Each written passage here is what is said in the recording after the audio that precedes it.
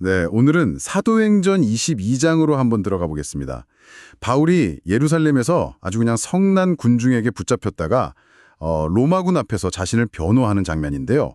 아주 극적이죠. 네, 정말 긴박한 상황이죠. 소동이 막 일어난 직후니까요. 그렇죠. 근데 이제 바울이 딱 나서서 히브리 말로 연설을 시작합니다. 네, 그게 중요해요. 당시 군중 대부분이 아람어, 히브리 방언을 썼을 테니 그들의 언어로 말하는 건 일단 좀 진정시키고 주목을 끄려는 의도였겠죠. 일종의 존중의 표시이기도 하고요. 그러면서 자기소개를 하는데 나도 당신들과 같은 유대인이다.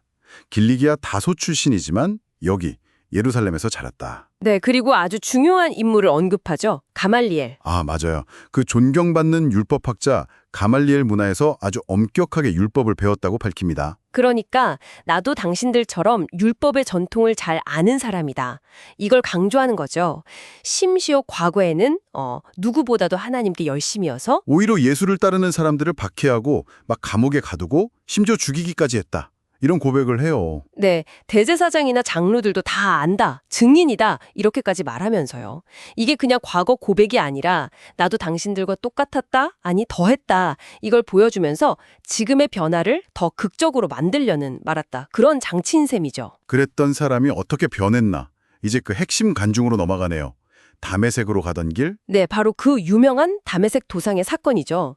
정오쯤에 갑자기 하늘에서 아주 강한 빛이 확 비쳤다고 하죠. 네, 그러면서 목소리가 들리는데 사울아, 사울아, 네가 왜 나를 박해하느냐? 아, 그 음성의 주인이 자기가 그렇게 박해하던 바로 그 나사렛 예수였다는 걸 깨닫는 순간이군요. 그렇죠. 얼마나 충격적이었는지 그 자리에서 시력을 잃게 되잖아요. 그래서 이제 같이 가던 사람들 손에 이끌려서 다메섹으로 들어가게 되고요. 그야말로 인생이 완전히 뒤바뀌는 경험이었겠네요. 네, 단순한 사건이 아니라 이건 정말 신적인 개입이었다. 이렇게 바울은 증언하는 겁니다. 그리고 다메섹에서 아나니아라는 사람을 만나죠. 이 만남도 좀 특별해 보이는데요. 맞습니다. 아나니아는 그냥 아무나가 아니라 당시 유대인 사회에서도 율법을 잘 지키고 경건하다고 알려진 사람이었어요. 아, 그런 사람이? 네, 그런 사람이 하나님의 지시를 받고 바울에게 찾아와서 기도를 해주고 그러자 바울의 눈에서 비늘 같은 것이 떨어지면서 다시 보게 되었다고 하죠. 그리고 세례를 받고 죄 씻음을 받으라고 권면하고요. 그러니까 바울의 이 변화가 그냥 혼자만의 어떤 신비 체험이 아니라 공동체 내에서 인정받는 사람을 통해 공적으로 확인되는 과정이 있었네요. 그렇죠. 그리고 그때 네가 보고 들은 것의 증인이 되리라는 메시지를 받으면서 새로운 사명이 주어지는 겁니다. 그런데 이야기가 여기서 끝나지 않고 예루살렘 성전에서 기도하다가 또 환상을 봤다고 하는데요. 이건 좀 의외예요. 주님이 나타나서 예루살렘을 빨리 떠나라고 하셨다는 건데. 네, 바울 입장에서는 좀 받아들이기 어려웠을 수도 있어요.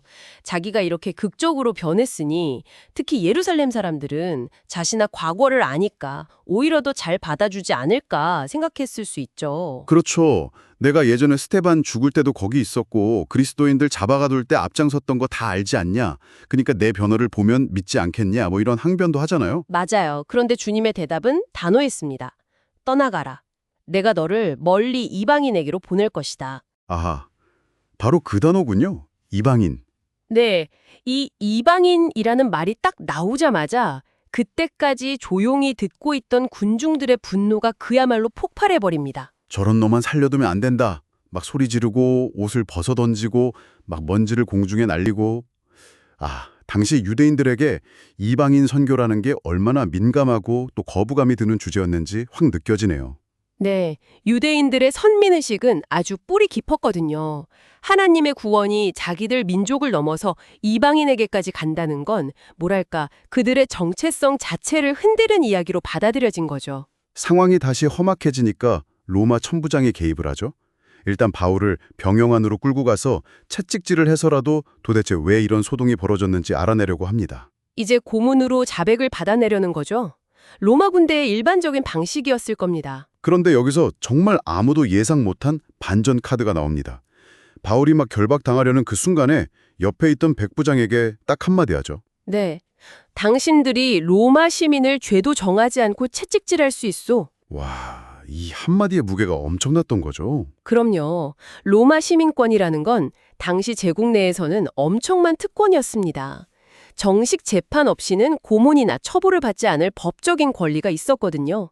이걸 어기면 담당 군인이나 지휘관이 큰 처벌을 받을 수도 있었어요. 그러니까 백부장도 듣고 깜짝 놀라서 바로 천부장에게 보고하고 천부장도 직접 와서 확인하잖아요. 그렇죠. 천부장이 나는 돈을 많이 들여서 이 시민권을 얻었다 이렇게 말하는데 약간 떠보는 것 같기도 하고요. 근데 바울의 대답이 더 결정적이죠. 나는 나면서부터 로마 시민이다. 네. 태생적 시민권은 돈 주고 산 시민권보다 더 높은 지위로 여겨지기도 했어요. 이 말을 듣고 천부장도 상당히 놀라고 또 두려워하게 됩니다.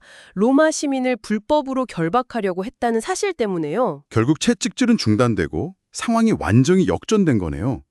바울의 신앙 간증이 아니라 그의 또 다른 정체성인 로마 시민권이 그를 위기에서 구한 셈입니다. 그렇죠. 아주 흥미로운 지적입니다.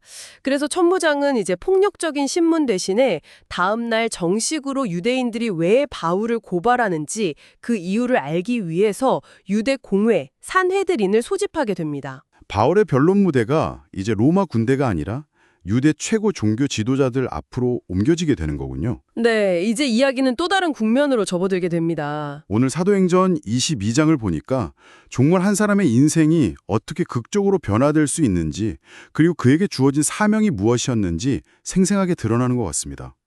동시에 위기의 순간에 그의 또 다른 신분, 로마 시민권이라는 정체성이 예상치 못한 방식으로 작용하는 모습도 인상 깊었고요. 맞습니다.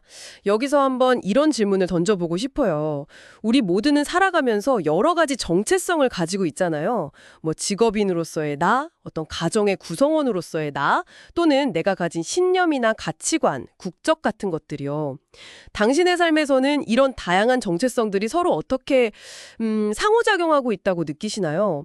때로는 이 정체성들이 서로 도움을 주기도 하고, 때로는 갈등을 일으키기도 하고, 또 오늘 바울의 경우처럼 전혀 예상치 못한 순간에 어떤 영향을 미치기도 하잖아요.